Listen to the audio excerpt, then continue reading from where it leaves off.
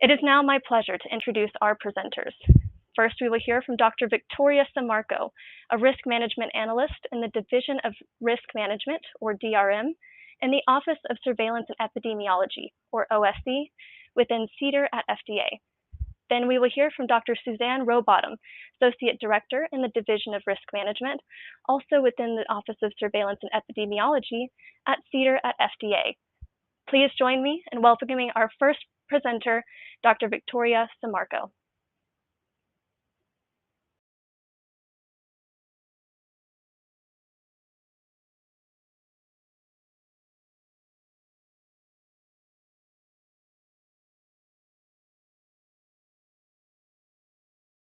Welcome, and thank you for that introduction.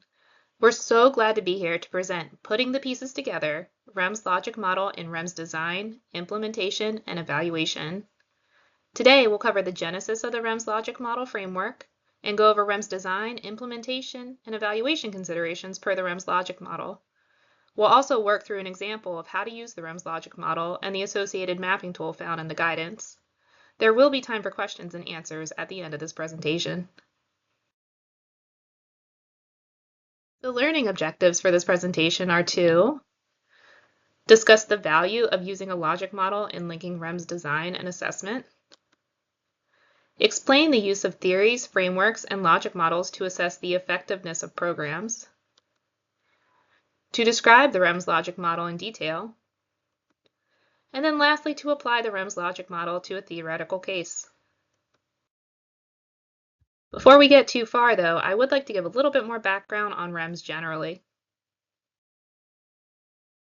A REMS, or Risk Evaluation and Mitigation Strategy, is a drug safety program that FDA can require for certain drugs to ensure that the benefits of the medication outweigh its risks.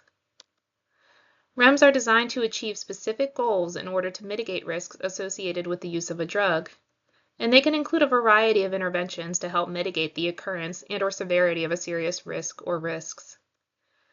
Interventions range from communicating about the serious risk, to educating stakeholders, to requiring certain safe use behaviors while using the drug. REMS are regularly assessed for effectiveness and to understand if the REMS interventions are achieving the desired safety outcomes. REMS may utilize various combinations of components, which may include a medication guide, a communication plan targeting healthcare providers, certain packaging and safe disposal technologies for drugs if the REMS is needed to mitigate abuse or overdose, elements to assure safe use or ETASU, an implementation system to guide operationalization of REMS requirements, and a timetable for submission of assessments. If deemed necessary, elements to assure safe use or ETASU will be included in REMS, and they can consist of certification and/or specialized training of healthcare providers who prescribe the drug, certification of pharmacies or other dispensers of the drug, limiting dispensing and administration of the drug only in certain healthcare settings such as hospitals or clinics, requiring that the drug is dispensed or administered only with evidence of safe use conditions, requiring that each patient using the drug is subject to certain monitoring, or requiring that patients are enrolled in a registry. ETASU can impose burdens on the healthcare system and potentially impact patient access to treatment. Therefore, ETASU is required if FDA determines that the product could be approved only if, or would be withdrawn unless, ETASU are required to mitigate the specific serious risk listed in labeling. Applicants must periodically evaluate their REMS to assess whether they're meeting goals and determine whether modifications to the REMS are required. REMS assessments at least must occur at 18 months, 3 years, and 7 years after the REMS is initially approved, or at another frequency specified in the REMS. Best practices in REMS have evolved since the REMS were first put into place. The agency strives to support continuous improvement and modernization of REMS. The REMS logic model is emblematic of these endeavors, and it serves as an example of evidence-based process improvement. In the next couple of slides, I'll provide some background about how we got there. As part of REMS improvement, the agency lent an eye to the numerous frameworks that have been used to aid in the design, implementation, and evaluation of public health programs. In 2018, the agency collaborated on research to determine the utility of applying validated scientific frameworks to REMS assessments, and to further characterize REMS assessment plans using the selected frameworks, all in an effort to ultimately identify areas for advancing methods to evaluate REMS. From this work, several frameworks were identified that could be applied to approved REMS assessment plans. The frameworks selected were US-based, include multi-level interventions, and are public health focused. They were flexible enough to adapt to REMS and came from different scientific fields. The frameworks utilized are listed on the far right, and they include REAIM from implementation science, Precede-Proceed from health program planning and evaluation, and CFIR from clinical quality improvement.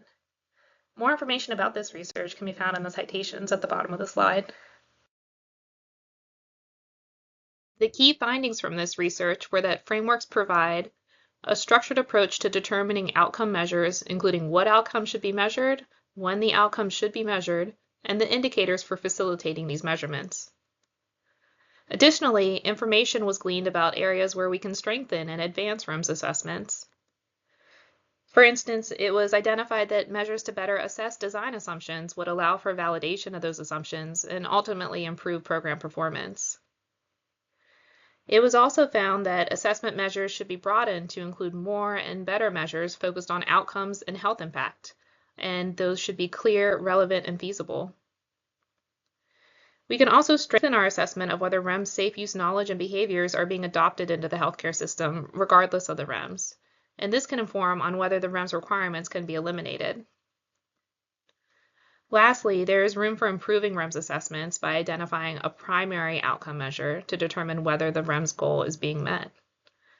There was, however, no single unifying framework that was perfectly tailored for REMS. Therefore, FDA looked to other commonly used frameworks, including logic models, to improve REMS program design and evaluation. In addition, to demonstrate our interest to modernize and improve REMS, we've committed to updating relevant guidances with recommendations on linking the REMS design with assessments, ensuring sufficient and appropriate data collection, and identifying key metrics for success in REMS. The draft guidance, REMS Logic Model, a framework to link program design with assessment, published in May 2024, is part of the fulfillment of these commitments, and it describes the REMS Logic Model and its development, which we'll walk through now. We'll start by focusing a bit more on logic models themselves, including what they are, the theories behind them, and how they were applied to create the REMS logic model. A logic model is a tool commonly used in program design and evaluation. It is a roadmap leading to the program's desired outcome or an illustration of the causal pathway that shows what people do to get to the endpoint. A logic model makes explicit the scientific evidence, assumptions, and underlying logic that support the program and the various processes behind it. Using a logic model framework, particularly for programs like REMS, provides numerous benefits. It provides a systematic structure for the development, implementation, and evaluation of a program. It helps clarify the relationship between the objectives, strategies, and assessment results. It identifies the evidence, assumptions, and uncertainties. And by mapping out the program, we can see what the REMS can and cannot do. It also helps identify what is important to measure in evaluating the program. Two types of models influenced the development of the REMS logic model, which included the theory of change model and the program logic model. A theory of change model is a general representation of how you believe a change will occur. A program logic model is more detailed, and it identifies the resources, planned activities, their outputs, and their outcomes over time. The REMS logic model presented today is a program logic model. However, its assumptions are built on the theory of change. There are certain key parts of a program logic model which include inputs, activities, outputs, short-term outcomes, long-term outcomes, and impact, And we'll go through these in more detail, but it's important to remember that though the model is presented as a linear progression, using the model is intended to be an iterative process. That involves moving back and forth or toggling between steps to address uncertainties, validate assumptions, incorporate new information, and ultimately refine the program. On this slide, we provide the definitions of the logic model parts and how these have been applied to the creation of the REMS logic model. First, starting on the left side, inputs are defined as the resources that you're putting into a program and that are essential for the activities to occur. For REMS programs, these are the strategies and resources that are needed to implement the REMS. Activities are the actions that occur to fulfill the program requirements. Activities reflect the processes and are about the intended changes that will occur. Activities that occur to fulfill REMS requirements include things like certification, enrollment, or monitoring. Outputs reflect the direct results of activities and inform how the program is operating. Outputs in REMS include the information collected about the REMS, such as communications received and the number and types of healthcare providers certified. Outcomes are the changes in those stakeholders participating in the program and would include specific changes in knowledge or behavior. Outcomes can generally be divided into short and long term depending on when they are expected to occur. In REMS, outcomes could be changes in knowledge or behavior in healthcare providers about risk and safe use of the drug at some time after program implementation. Finally, impact is a specific type of outcome that is defined as the ultimate aim of the program. For REMS, this is usually mitigating an adverse event associated with the drug. The logic model can be applied to REMS at various points. It can be used to develop a new REMS, particularly when REMS are initially considered, and preferably before the REMS goals and objectives have been identified. In this instance, the logic model may be particularly helpful in making explicit the evidence, assumptions, and underlying logic of the proposed REMS. The logic model may also be used to aid in evaluation and modification of REMS. For example, evaluation or modification in the light of new data or evidence may warrant a holistic review of the REMS using the REMS logic model, including consideration of how this new data influences the underlying assumptions the REMS was built on. Additionally, if a REMS is not meeting its goal, the logic model may help to determine how the REMS could be modified. Elements in the REMS logic model may also be useful in determining when a REMS is needed, though it must be underscored that FDA's determination as to whether a REMS is necessary is a complex drug-specific inquiry reflecting an analysis of multiple interrelated factors. Many of the concepts represented in FDA's benefit-risk framework, in the statutory factors that FDA applies when determining when a REMS is needed, and the REMS logic model are complementary. In practice, REMS logic model principles may assist with elucidating the benefits, feasibility, and challenges of requiring additional risk mitigation measures beyond labeling. And this can be put into action when a serious risk is identified.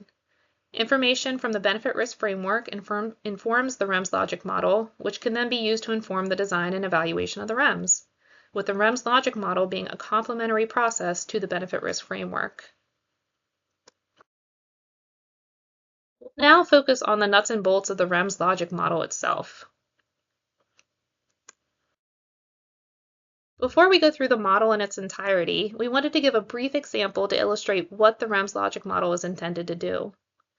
Take drug Z. It's associated with the risk of liver toxicity, which can be mitigated by stopping the drug at threshold liver enzyme elevation. A problem that a REMS may be able to help with in this case is that prescribers are unfamiliar with the need for monitoring for liver toxicity. If a REMS is needed, a goal for the REMS could be to mitigate liver toxicity associated with drug Z by requiring that prescribers assess liver tests before and during treatment. The outputs from the REMS could include data on the number of patients taking the drug and who had liver tests per labeling, and an idea of the number of patients with liver tests above threshold and in which the drug was discontinued.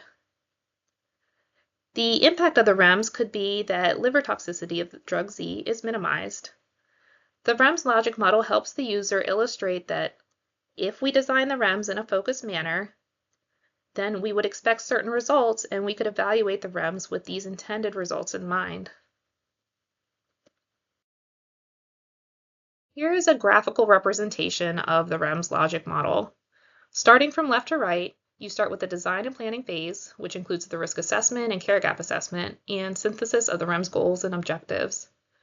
The next stage is the implementation and process phase, where you're considering the inputs, activities, and outputs. And the evaluation phase is focused on the short-term and long-term outcomes and overall impact of the program. As we move through the model, it's really important to remember that although visually linear, working through the REMS logic model is intended to be an iterative process. This involves moving back and forth or toggling between steps to address uncertainties, validate assumptions, incorporate new information, and ultimately refine the REMS program. Toggling also assists with continually verifying the relationship between the goal, objectives, strategies, and intended outcomes of the REMS. We'll now start with the first step of the design phase of the model, specifically looking at the situation context. The situation context includes using the risk assessment and care gap assessment to understand if there are problems that a REMS could address. The risk assessment in the context of the REMS logic model is an in-depth assessment of the serious risk or risks that may require mitigation beyond labeling. The risk assessment is informed by evidence from the preclinical and clinical development, literature evaluation, post-market clinical trials, epidemiologic studies, and real-world data as applicable. The risk assessment should describe the following: the level of evidence, including whether the serious adverse event was observed in humans, animals, or is theoretical, as well as the extent to which it was identified in clinical trials or case reports. The severity and probability of occurrence, including the clinical outcomes, incidence, frequency, and comparison to the expected background incidence. Temporality, which should include the time to onset of the serious adverse event after the drug exposure. Detectability, or the ability to screen for, monitor, or identify the serious adverse event. Preventability, or the ability to avoid the serious adverse event. Reversibility, including whether the serious adverse event is permanent or can be treated. Drug-related factors, which might include dose, route of administration, pharmacokinetic and pharmacodynamic properties. And patient-related factors, such as differences in risk across patient subpopulations, age, comorbid conditions, or other factors that might enhance or reduce the probability or severity of an adverse event. In the risk assessment, what are knowns, unknowns, assumptions, and uncertainties with the risks should also be clearly identified. The situation context also includes the care gap assessment, which involves identifying discrepancies in risk mitigation between clinical trial protocols, best practices, and the actual care that the patient's expected to get. In the context of the REMS logic model, the care gap assessment should further focus on the care gaps that could be addressed by a REMS. As part of the care gap assessment, the anticipated medication use process should be mapped out. Baseline knowledge, attitude, and beliefs of patients and/or healthcare providers about the risk and safe use behavior should also be considered, and system-level impacts should be explored. Mapping out the medication use process can help identify care gaps within the existing healthcare delivery system, and where additional support to effectively mitigate the risk may be particularly helpful. Medication use mapping follows the drug movement through the healthcare system, starting with distribution. Questions to consider are: how will the drug be distributed and who will the drug be distributed to? Is limited distribution anticipated? Before the drug will be used, a condition must be diagnosed, and it may be important to consider what and who are involved in the diagnosis and decision to start treatment. Additionally, is the adverse event the same across patient populations that might be using it? Is it necessary that only those with a certain diagnosis or other findings use the drug? In terms of prescribing, who will prescribe the drug? What are the prescriber's specialties or experience with treatment? And where is it prescribed? Is prescribing limited to certain settings like hospitals or specialized healthcare settings? Who will be dispensing the drug? And where will the patient receive it? Will it be a pharmacy dispensing, or will it be a dispenser within a larger healthcare setting? And consider how the patient will take the drug, and if someone other than the patient may need to administer the drug, particularly if the drug's risk requires safeguards during administration to mitigate the risk. Lastly, how will patient monitoring for the risk occur? When is the adverse event likely to happen, and does the patient need additional monitoring during that time? Who will be monitoring, and who will be with the patient? Are they the same healthcare provider that diagnoses or prescribes? And how is the adverse event monitored? Is there specific equipment or personnel needed to monitor? Mapping and working through these considerations may highlight key care gaps and help to understand what must be done to support safe use. While considering the medication use process, also consider the acceptability and the feasibility of any proposed interventions, along with what are potential barriers and facilitators that exist for that kind of risk mitigation.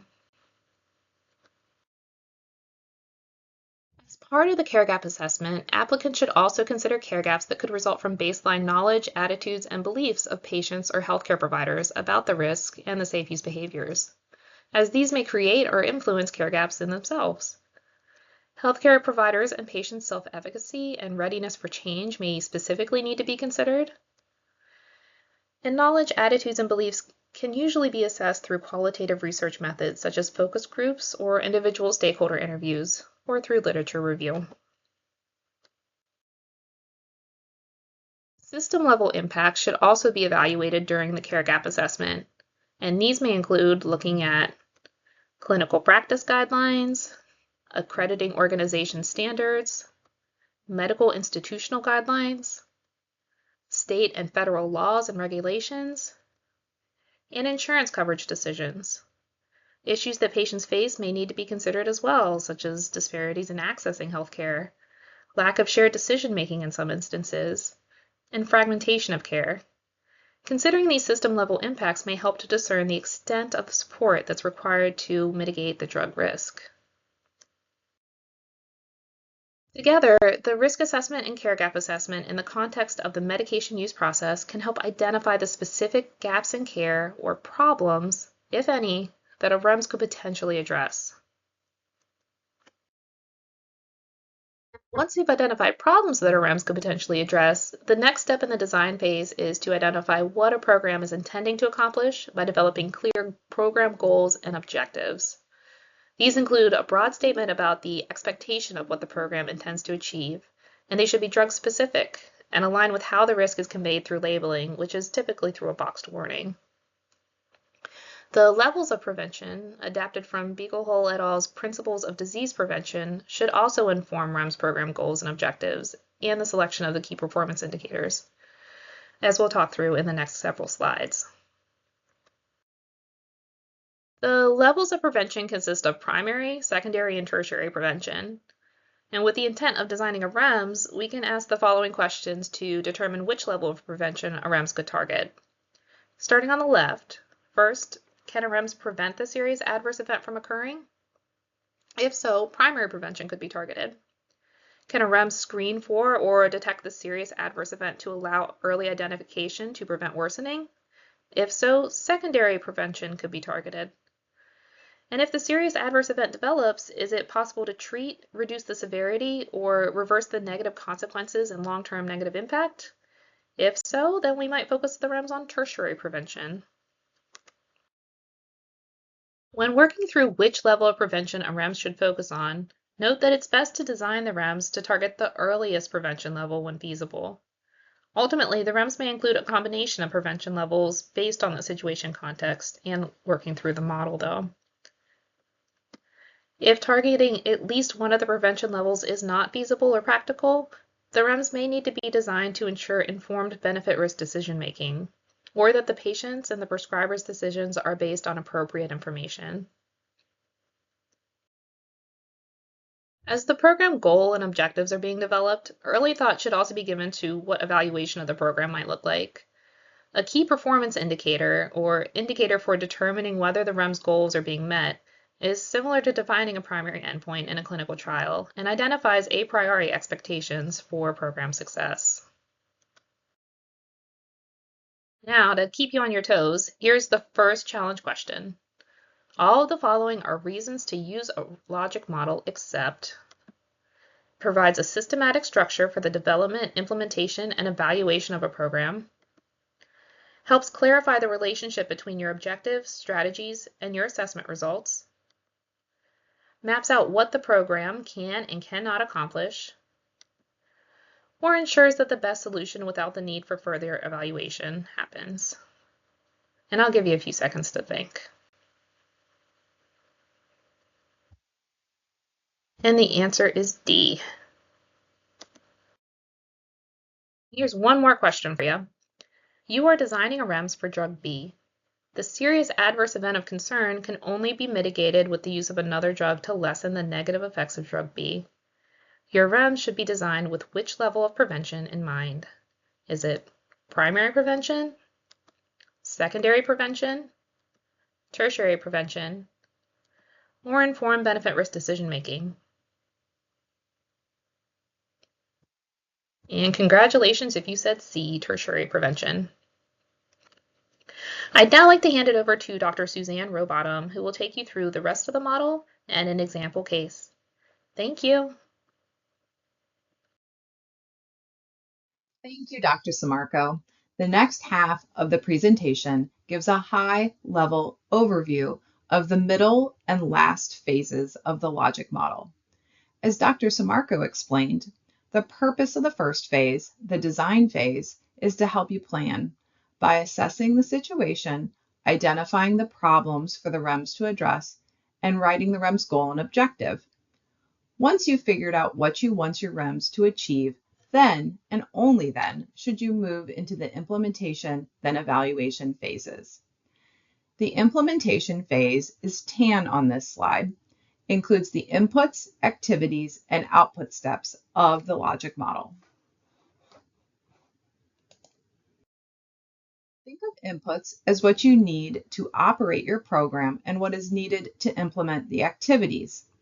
When we refer to REMS inputs, it consists of two key components, the REMS strategies and REMS resources. REMS strategies are based on FDA's regulatory authority outlined in the Food, Drug, and Cosmetic Act. In other words, what you are doing as it relates to the elements outlined in the statute. Let's spend a little more time discussing REMS strategies. There are three broad categories for strategies: those that directly affect knowledge, directly affect safe use behavior, and inform risk mitigation. Under each strategy, there are sub-strategies to consider when designing the REMS. You may notice that these sub-strategies conveniently align with the REMS elements outlined in the statute. For the strategy to directly affect knowledge, sub-strategies include consideration of a med guide to provide risk information to patients, a communication plan to disseminate information to healthcare providers and professional organizations, requiring prescribers or pharmacies or even healthcare settings to complete training or to become certified, or to require package warnings to convey information. All of these sub-strategies support targeting knowledge. Now, if you're aiming for the REMS to directly affect safe use, the following sub-strategies can be considered. Healthcare setting requirements that are necessary for dispensing, administering, and monitoring the drug. Documentation of safe use behaviors, such as requiring documentation of a negative pregnancy test before a patient is eligible to receive a prescription. Requiring monitoring, this could be observation, as well as monitoring for an adverse event. Package restrictions, such as blister packages or unit of use. Lastly, we also have disposal restrictions at our disposal, such as requiring mail-back envelopes for opioids. For the last strategy, to inform risk mitigation, this sub-strategy includes creation of a patient registry, which would allow for more data to be collected and utilized to further understand the risk and potentially provide information on more appropriate interventions to implement in the future. In general, when you move from knowledge to safe use, it's important to recognize that the REMS will have more restrictive requirements and more burden on participants. The other key component of inputs is resources. The people, materials, and technologies necessary to operate a program. One of the most important resources is certainly the people, which refers to anyone involved in implementing and participating in the REMS. This could be anywhere from call center staff to healthcare providers that are certified in the program.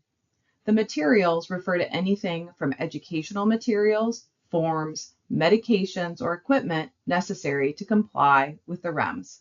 And lastly, technologies. The websites, portals, authorization systems, databases, messaging, and phone needed to support the REMS and carry out the activities. Remember, think of inputs as what do you need to put into or implement and operate the program in order to carry out the required activities. The activity step is the middle step of the implementation phase.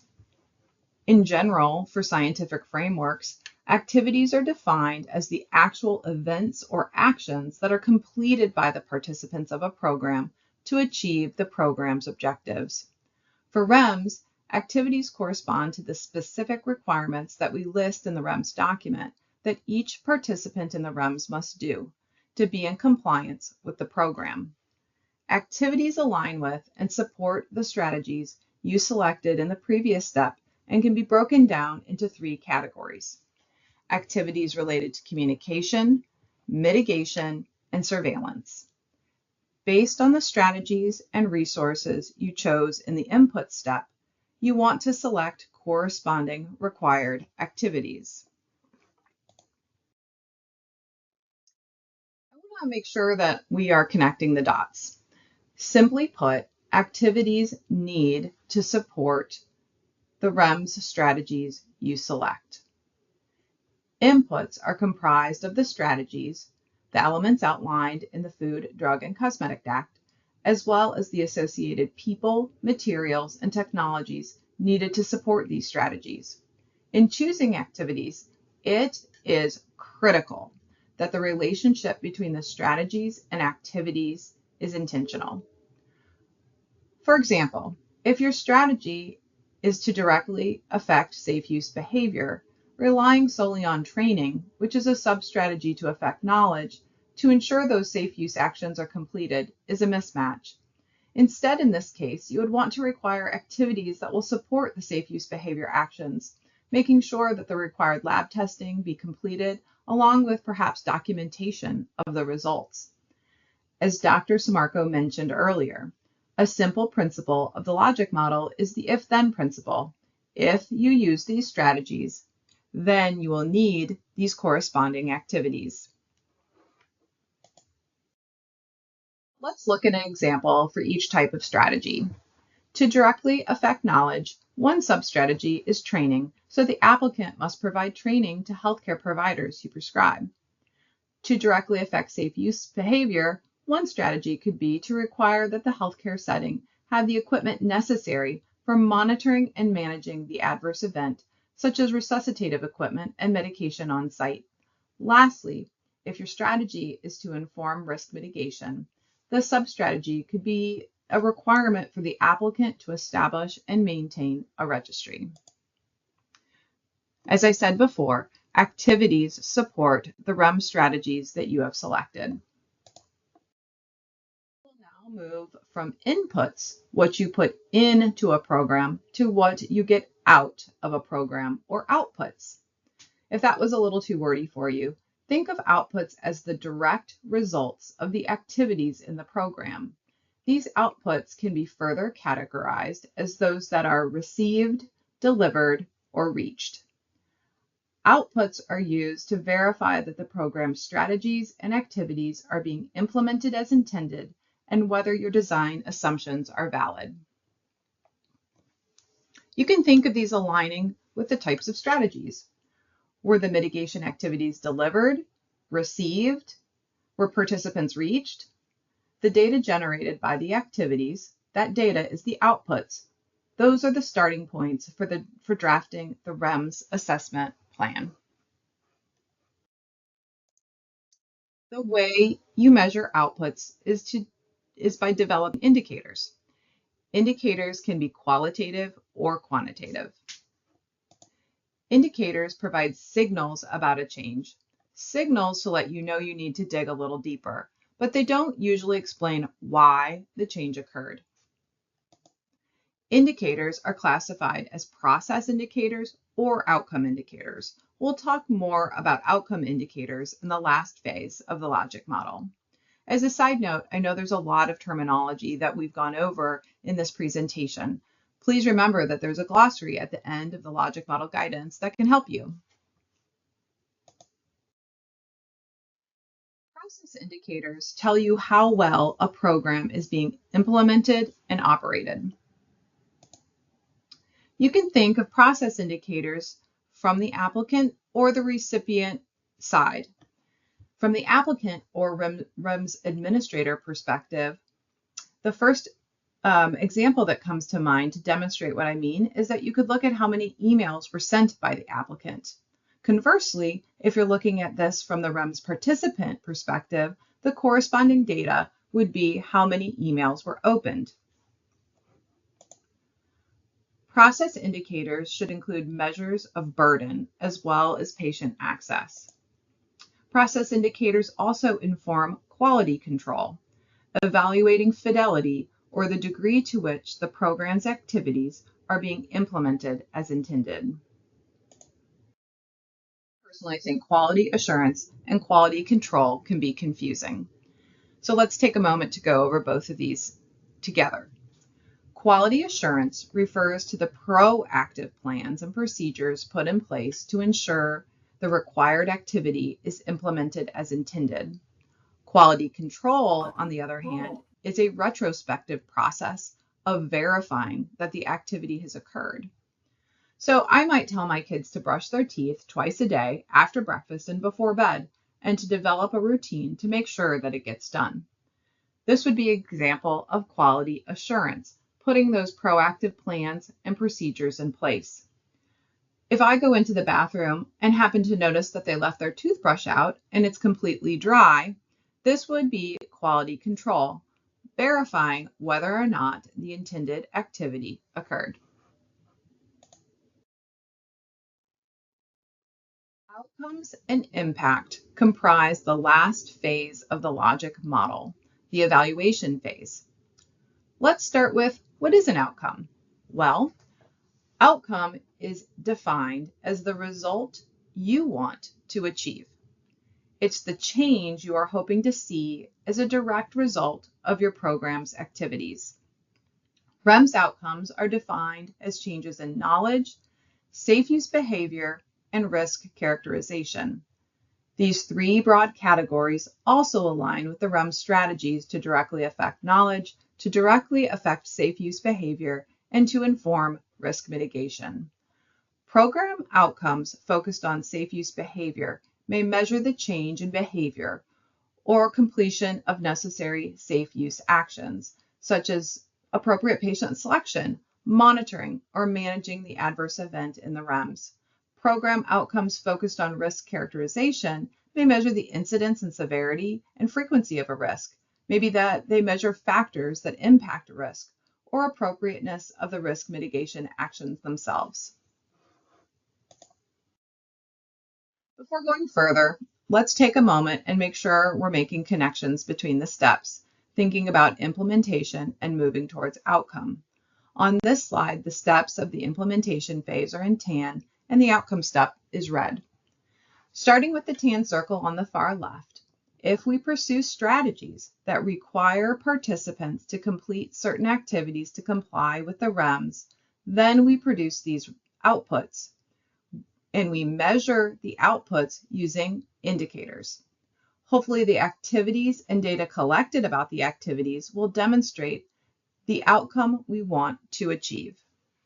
The logic model provides a structure to ensure that we're linking what we put into the program with what we expect to get out.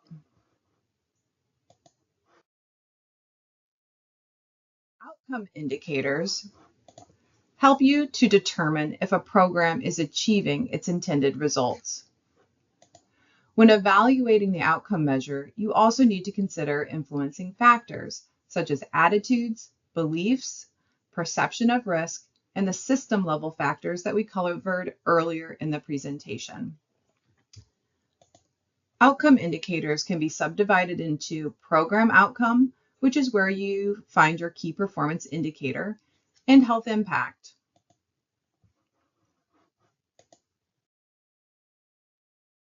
When you're thinking about outcome indicators, particularly your key performance indicator, it's important you think about what success looks like. In other words, thinking about what the target is that you're looking for, that threshold or value that, if achieved, indicates that the REMS is performing as intended. There are different ways to identify a threshold. You may derive a threshold from data available before the REMS was implemented, if that scenario applies. Clinical trial data, literature, or even experience with other drugs. Identifying the threshold is definitely part of defining the key performance indicator. If your chosen key performance indicator meets that established threshold, we would consider the REMS to be meeting its goal, assuming it's also operating as intended. The final step of the logic model focuses on analyzing the impact, or long-term expectation, of what a program attempts to achieve on a health outcome. This is really a distal measure, and it may take time for the result of the program to be observed, which needs to be factored into your assessment planning. The relationship between the program and the impact may not be direct. For REMS, impact relates to the ultimate aim or goal of the program. In other words, it is whether or not the adverse event associated with the drug has been mitigated. So for REMS, impact would be related to evaluating things like the incidence of the adverse event relative to some comparator, the incidence of surrogate health outcome measures, as well as sustainment of knowledge and risk mitigation, including incorporation into medical practice, which is sometimes referred to institutionalization. I think a next logical question is, are impact and outcome assessment the same? And if not, how do they relate? The short answer is no, they are not the same. The longer explanation, outcome assessment is concerned with evaluating the more immediate effects of the REMS intervention and usually corresponds with the measurement of the intervention or REMS program objective. Impact assessment, on the other hand, is concerned with measuring the longer-term effects of the REMS intervention, and this usually corresponds to the overarching goal of the program. Remember, the REMS program goal relates to impact, and the outcome relates to the REMS program objective. Another way to think about this relationship between impact and outcome is depicted in this 2x2 diagram. This 2x2 diagram can be a lot to take in, and I'm not going to get into the details on all of this here. But what's important for you to understand is that health impact and program outcome may or may not align, which may lead to different decisions in an attempt to gain alignment. So after all of these slides and all of these words and all these potentially new terms for you, you may just be wondering, what does all of this look like in practice? So let's take a fictitious drug X that is highly effective for the treatment of a rare neurologic condition, but also carries a serious risk of cardiac valvulopathy. A pharmaceutical company's multidisciplinary team has assessed the situation context, and a few salient takeaways from the risk assessment and care gap assessment include: cardiac valvulopathy was seen at a rate of 25% during the clinical trials. Routine echocardiogram screening can mitigate the risk by detecting changes so that the drug can be discontinued. The care gap assessment identified likely prescribers as neurologists who do not routinely monitor echocardiograms. Further, patients would likely not have echocardiograms as part of the routine care that they receive for this neurologic condition. The problem identified is that neurologists may not monitor echocardiograms as part of their routine practice or as frequently as is necessary, putting patients at risk for the valvulopathy associated with drug X. Therefore, after the team determines that maybe a REMS could be implemented to mitigate the risk of cardiac valvulopathy, one objective of a program based on this abbreviated situation context I just provided could be that patients are screened by echocardiogram for early detection of signs of valvulopathy. This is a simple example that does not illustrate all the possible care gaps and problems and just focuses on one objective, to screen patients.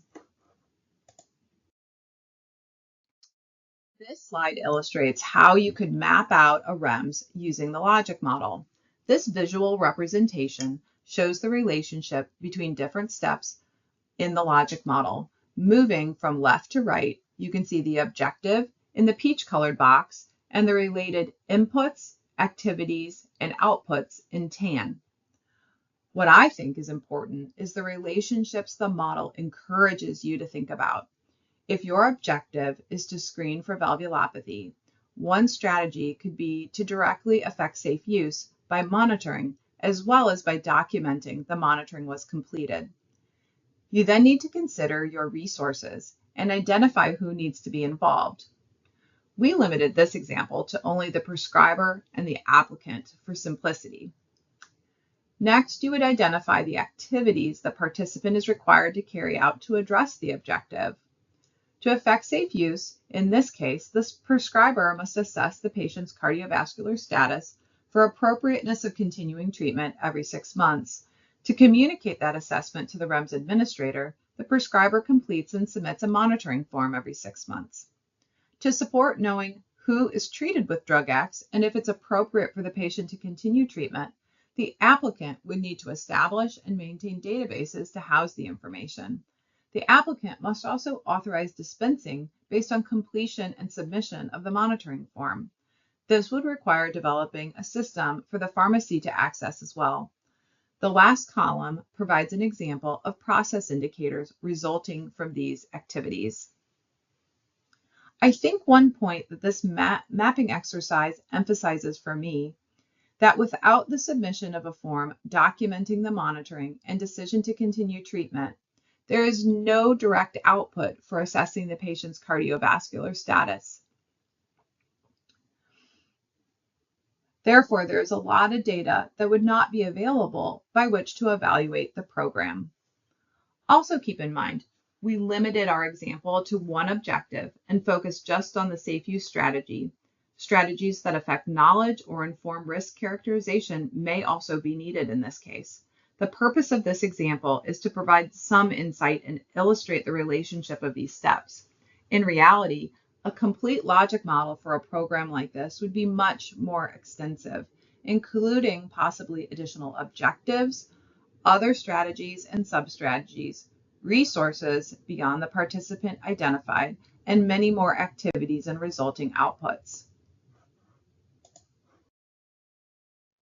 Taking the outputs from the previous slide, this slide provides an example of a possible key performance indicator and a statement on impact.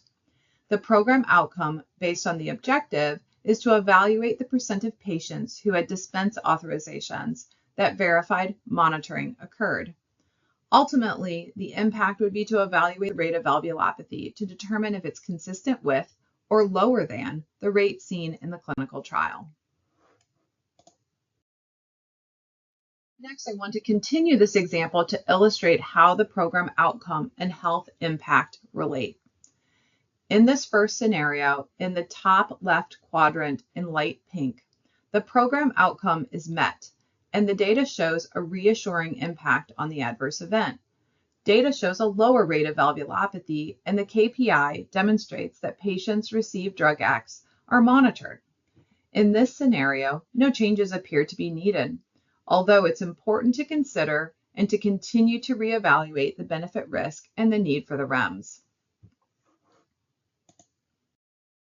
In the second scenario, the bottom left quadrant in a slightly darker pink, the rate of valvulopathy is low, but the KPI is not met. Data does not indicate that patients are being monitored. In this scenario, there's a mismatch between the program outcome and the health impact. In this scenario, you might need to consider what external factors could be influencing monitoring. Is the REMS not functioning as designed?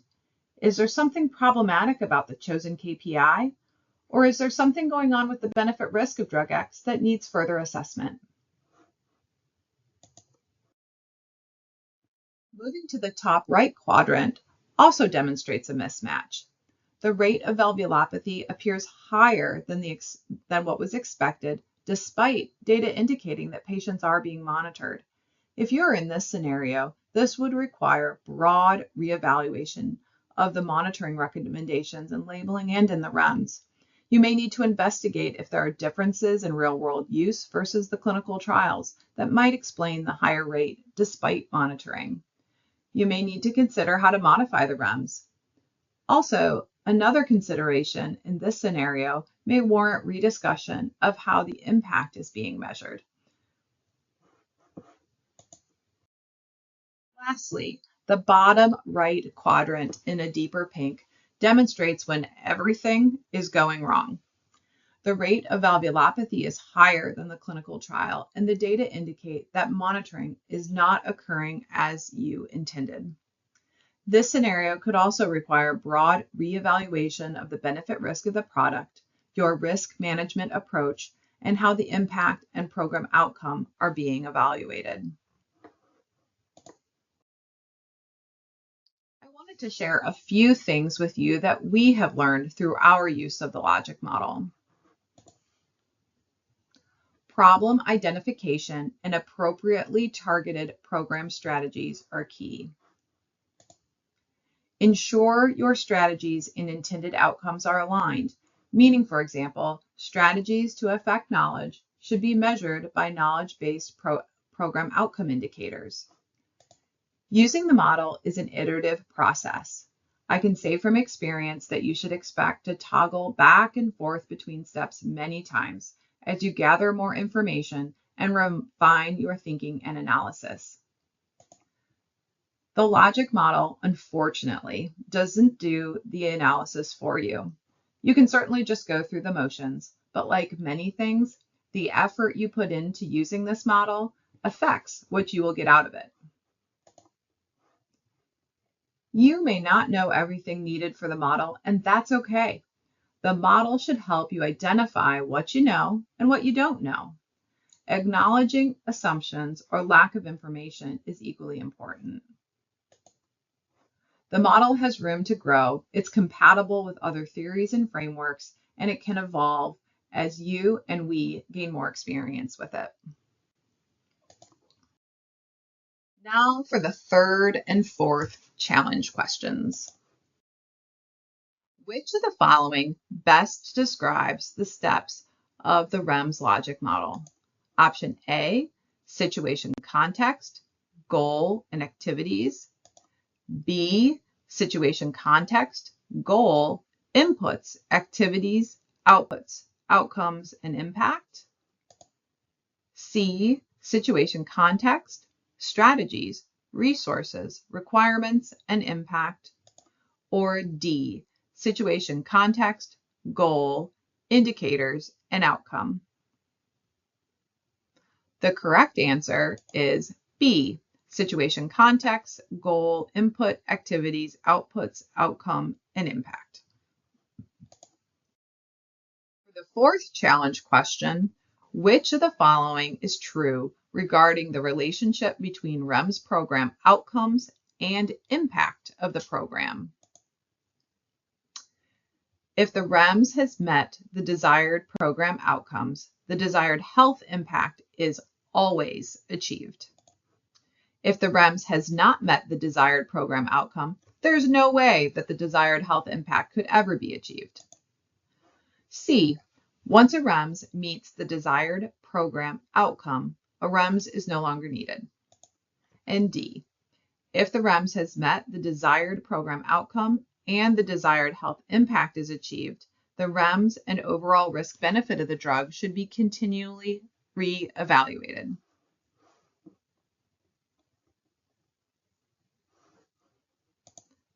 The answer is D. This slide lists some additional reading and resources for you. Before we conclude, I do want to emphasize a few key points about the logic model. The logic model provides a systematic, structured framework to guide linking REMS design, implementation, and evaluation. This approach helps to identify the evidence, assumptions, and uncertainties. It maps out what a REMS can and cannot accomplish, and it helps identify what should be measured. Use of the model does not guarantee intended results are achieved, but it does give you a process to follow, even if problems do occur, so you should revisit the logic model as new data becomes available. Lastly, using a common approach can enhance efficiency during FDA's review of the REMS proposals as well as the assessments. In summary, the REMS logic model provides a systematic way to think through designing, implementing, and evaluating a REMS in a way that encourages you to think about how different aspects of the program relate. We hope that it will facilitate communication between FDA and industry by creating that common foundation. And lastly, the aim of applying the model is to optimize REMS design and improve the way REMS are assessed by being more mindful of the relationships between different program aspects and focusing on the development of clear goals, objectives, and strategies that will align with the intended outcomes of the program. With that in mind, we wanted to leave you with a closing thought that success must be defined before it can be achieved. It certainly is true that if you don't know what you're trying to accomplish, it's really, really hard to get there. That concludes our presentation of the REMS logic model. Thank you for your time and attention. Please give us a moment and we will be back shortly to answer questions.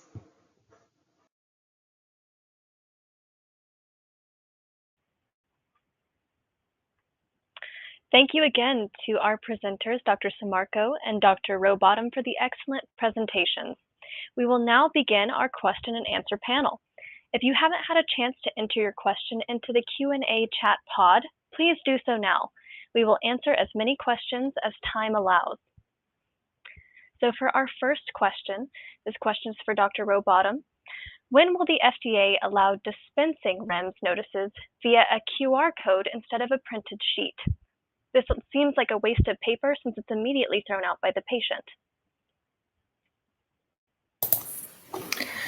Thank you, Corey, for that question. I'm glad this came up because this really does provide the agency an opportunity to tell applicants that we encourage you to leverage new technology in order to disseminate REMS information.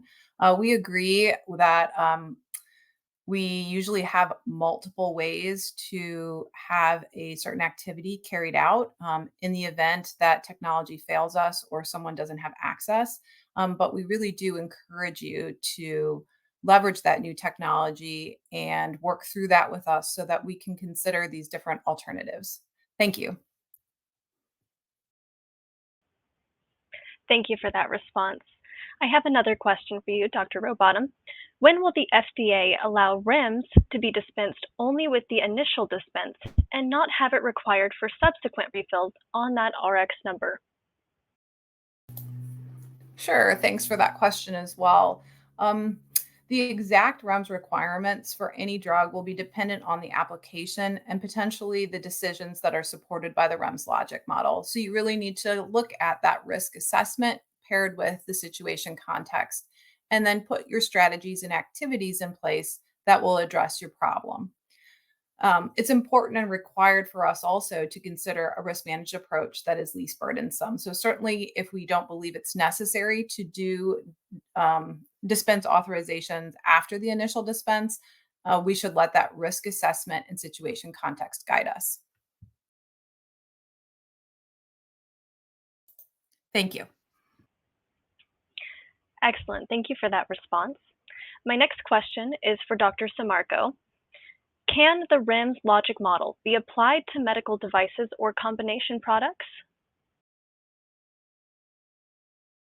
Hello, and thanks for that great question. So although REMS are not required for medical devices, a logic model itself is a common tool. And if the REMS logic model is helpful or it could be applicable, then it should be applied. Um, and any combination product that is subject to a REMS could also very much benefit from use of the REMS logic model.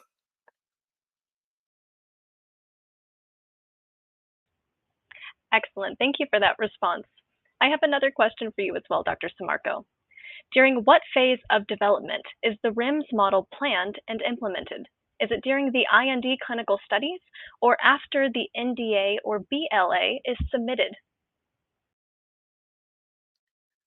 Thanks again for another great question.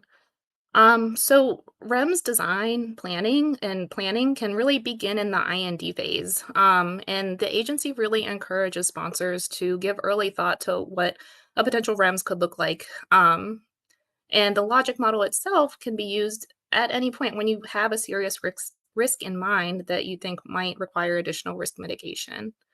Um, REMS would be implemented though after a drug is approved. And again, the REMS logic model can continue to be used to support the continuous evaluation and program improvement.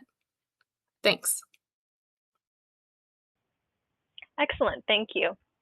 I have a question for Dr. Robottom. What effect would the upcoming patient medication information, which will replace medication guides, have on REMS? Would it still be included as a potential component of a REMS program?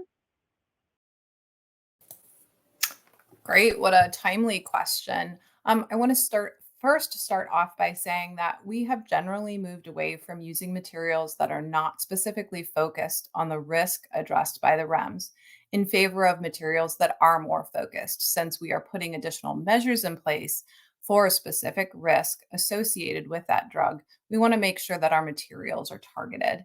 That being said, I can also tell you that during the implementation of the final rule for the patient medication information, all patient package inserts and medication guides would continue to be available as a potential element of REMS. However, each PPI and med guide would be withdrawn once its prescription drug product has been approved with patient medication information. Thanks. Thank you for that response. I have another question for you, Dr. Robottom. Can you provide examples to measure burden for a risk program with ETASU? Yeah, I would be happy to. This is an excellent question. This is certainly a really important topic for us to think about and discuss. It's also somewhat dependent on the program design and the assumptions that you have about those unintended consequences of your program. Some things that you may want to think about are the proportion of stakeholders that abandoned certification or REMS training and the root cause for that. You could also do something called geomapping of certified prescribers and pharmacies to really try to identify potential access issues in different parts of the country, as well as looking for reasons for delays in dispensing or treatment interruption that you weren't anticipating. It will likely be important that you look at these potentially over time and to reconsider how you're evaluating the burden, especially when major changes to the program occur. Thank you. Excellent. Thank you.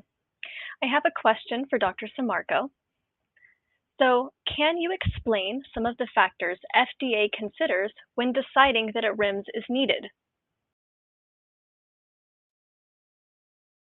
Thanks again for another great question. Um, so of course, FDA does their benefit risk analysis. And by statute, we have to consider certain factors, which are well outlined in the Guidance for Industry, FDA's application of statutory factors in determining when a REMS is necessary. And the factors highlighted in this include things like the seriousness of adverse events that may be related to the drug, the seriousness of the disease or condition to be treated, and whether the drug is a new molecular entity, and there are a few others. Um, so FDA will, of course, consider these factors and will consider them in conjunction with the REMS proposals that are put forth, which can be supported using the REMS logic model framework. Thanks. Thank you for that response. I have another question for you, Dr. Sammarco.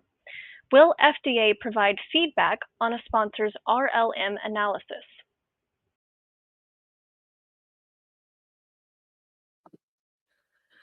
Thanks again for a great question. So FDA, as it always has done, will work collaboratively with sponsors to promote a common understanding of data or assumptions that are implicated in REMS decisions. And the agency will continue to do so if this information is included as part of a REMS Logic Model analysis. So yes, we will provide feedback as necessary. Excellent, Thank you. thank you. Yes, and one more question for you. What information is needed to submit an RLM analysis? Another great question.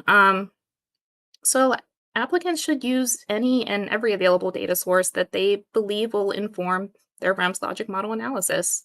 Um, and you might find as you're working through the REMS logic model that you might not have all the data that you'd like in a perfect world, and that can sometimes be okay.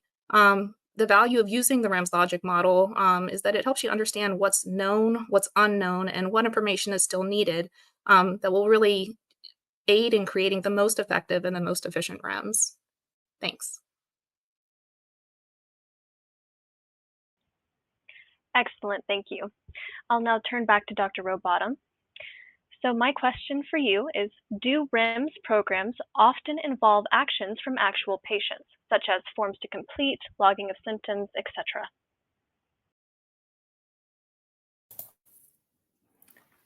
Yes, thank you for that question. We do have a number of programs that have required activities for patients.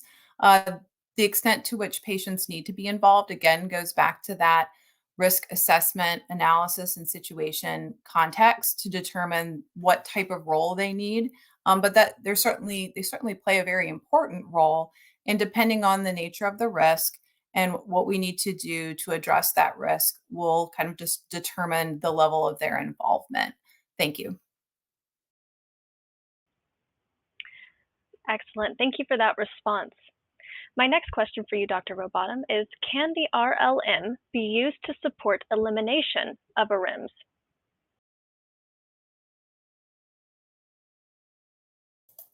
Oh, another great question. Actually, I think that this is a really great area that you can use the REMS logic model.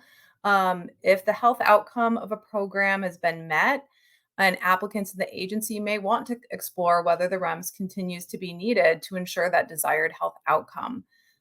The decision of whether REMS can be eliminated, though, is ultimately one of benefit risk. But you can certainly use the logic model as that tool and using it as that systematic approach to determine what, if anything, has changed with the situation context to understand what may support or lean towards elimination.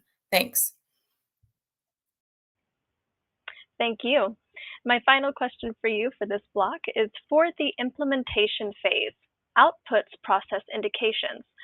Will the outputs include data from all the years the REMS program has been active?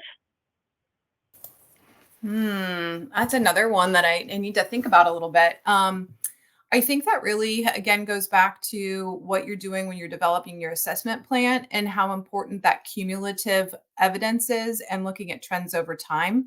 I think one thing that the REMS logic model really tries to encourage is for you to be very thoughtful about what information you need. It's not that additional information doesn't need to be collected, but you need to really think about what that information tells you. And if collecting it over time or looking at trends over time would be helpful, that certainly could be something that you'll need to do as part of your assessment plan. But I encourage applicants to think through that and to propose what they think will be best in order to monitor the program and the health outcome you're trying to affect. Thanks.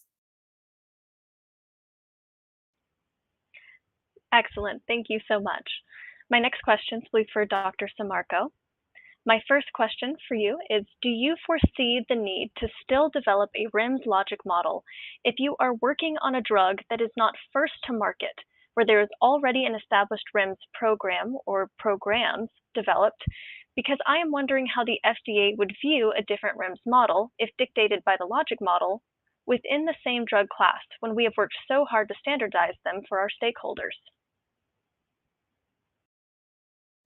Thanks for that really thoughtful question.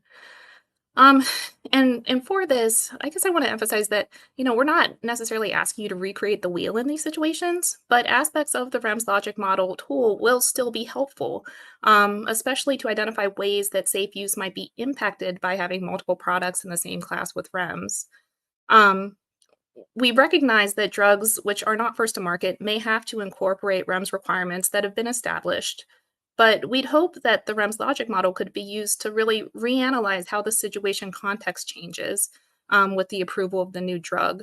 For instance, is there a need to share information between REMS to support safety? Are there different distribution pathways between products that should be considered that, again, might affect safe use or burden of the programs?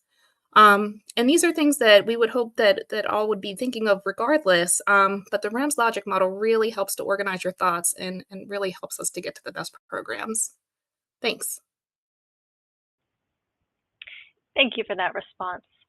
My next question for you, Dr. Sammarco, is what if different sponsors reach different RLM conclusions for products in the same drug class with shared system or comparable REMS? Thanks again for a very nice question. Um, so I for this one, I would point to the fact that the REMS logic model doesn't really change the fact that there could be differing opinions about REMS requirements. Um, and with that, the agency will still continue to work with individual sponsors and industry working groups on REMS design, implementation, and evaluation to create or refine a REMS that ensures the benefits of the drug outweigh the risks. Um, I can also add that FDA encourages collaboration between stakeholders when able to really support efficiency and try to lessen the burden for all. And this might include collaboration on a REMS logic model analysis, where again there's this benefit of the model in that it offers a common framework or common language for various sponsors to consider their REMS proposals. Thanks so much. Excellent, thank you. My next question will be for Dr. Robottom. How does the RLM guidance compare to EU ARMMS, additional risk management or additional risk minimization measures? That's certainly a mouthful, isn't it?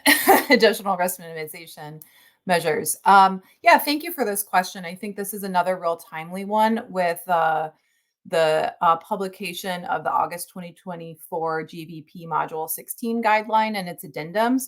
We see a lot of similarities between the REMS logic model guidance and the GVP Module 16. So we think they really complement each other and can be used more holistically in thinking about the drug product. Thank you. Excellent, thank you. My next question for you, Dr. Robottom. Can the REMS logic model be used to request REMS removal, such as if the program outcomes are not met? Sure, thanks for this. I think I addressed this a little bit with elimination. The REMS logic model is a tool, and it provides you a way to systematically think through the design, implementation, and evaluation of a REMS program. And as Vicki had mentioned during her presentation, it's really important that you go back and forth. It's not, even though it looks like a linear process, it's iterative. So when you gain new information, whatever that new information is, whether that indicates that there's a problem with the program or that the program is doing well, or something has changed about the risk assessment for better or for worse, you can use the REMS logic model to help you think through that issue. So whether it's for modification or for an elimination because you think it's no longer necessary, the logic model could be useful in helping your thought process. Thank you. Of course, thank you. And my next question for you would be, would FDA require applicants to submit the mapping tool, which is in the appendix at the end of the guidance, with new NDAs or BLAs?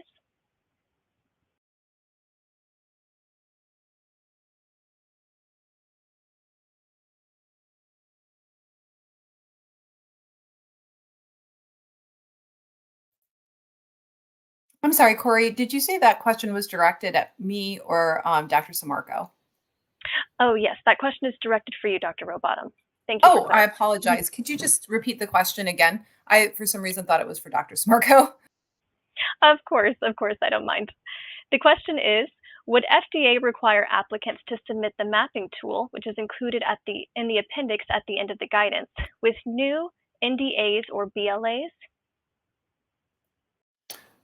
This is another good question and one that we anticipated. So, guidances provide us an opportunity to tell industry about our current thinking. We really encourage applicants to use the REMS Logic Model tool. As we've used it within the agency, we found it to be helpful. We think it's also a tool that will help us communicate so that it creates that shared foundation of terminology and process that could assist us in moving through the process of designing and implementing and evaluating REMS. So we see real value in having applicants use it. At the same time, we understand that this guidance is a non-binding guidance, so they are not required to submit it to us, but we certainly think that it would be great to see more applicants embracing it. Thank you. Of course, thank you. My next question is for Dr. Sammarco. So this question is, what is the expectation for when this model needs to start being incorporated into submissions? Thank you.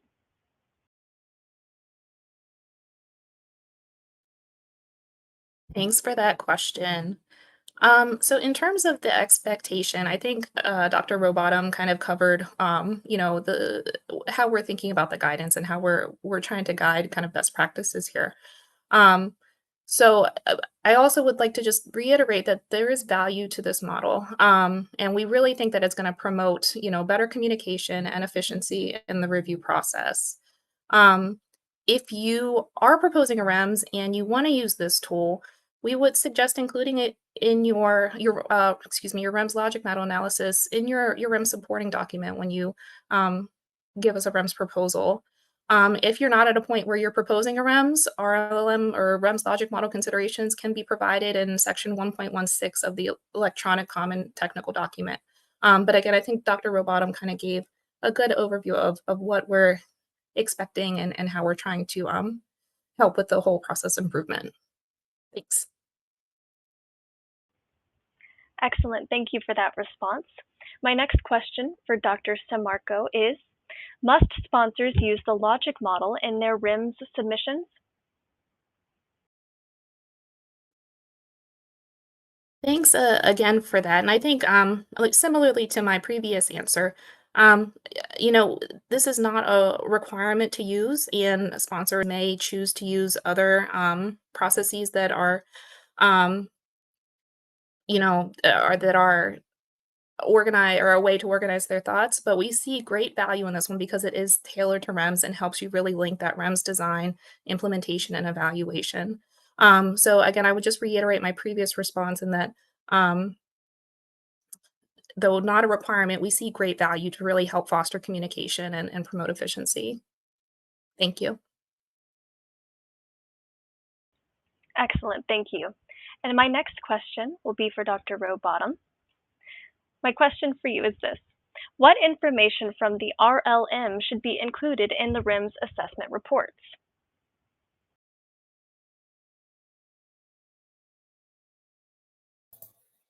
Another one that I really kind of have to think about here. Thank you for that.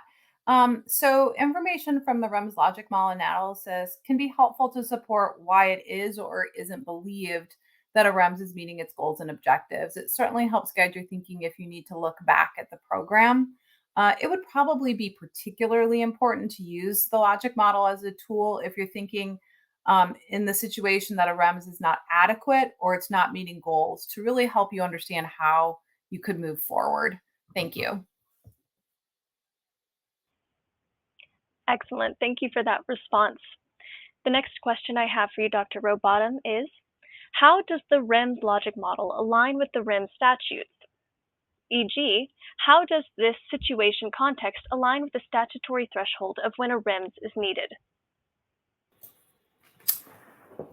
Oh, that's another good one, and I think one that is important that we cover today. So I'll start off by saying the logic model is really meant, again, to focus on the design, implementation, and evaluation of a REMS specifically. However, there's commonalities in the principles with the benefit risk framework and the REMS logic model. So I'll start there and then say, remember that the model is a systematic, structured approach, and it's meant to be a tool. It's not the data. It's a tool to help you organize your thoughts and make explicit the evidence and assumptions for REMS decisions. REMS statutory factors, on the other hand, is certain information that the FDA must consider in determining whether a REMS is necessary. So, in addition to being part of the benefit risk calculation, these statutory factors could be part of the information that's also organized in the REMS logic model. So, kind of in summary, the concepts of the benefit risk framework, the statutory factors, and the logic model, we see those as complementary. Information from the benefit risk framework will be used in the logic model and vice versa. Similarly, that information that you gain from or that you collect for the statutory factors will also be considered in the benefit risk determination and information that you can use in the REMS logic model itself. Thank you. Thank you for that response. My final question for you, Dr. Robottom, is, will REMS implement AI/ML? Okay, so this one sounds like it's about artificial intelligence and large language models. So I think we're going to kind of end where we started, in that the agency would always encourage you and the applicants to think more broadly about what type of technology we can leverage and implement that will help our programs run more efficiently and continue to give the appropriate level of safe use for our patients. So please think about how those could be leveraged in your workflows when you're thinking about your REMS program, and come to us to let us know how you think they could be best leveraged. Thank you. Excellent. Thank you very much. And that looks like that is all the questions that we have time for. Thank you again to our presenters for the excellent information.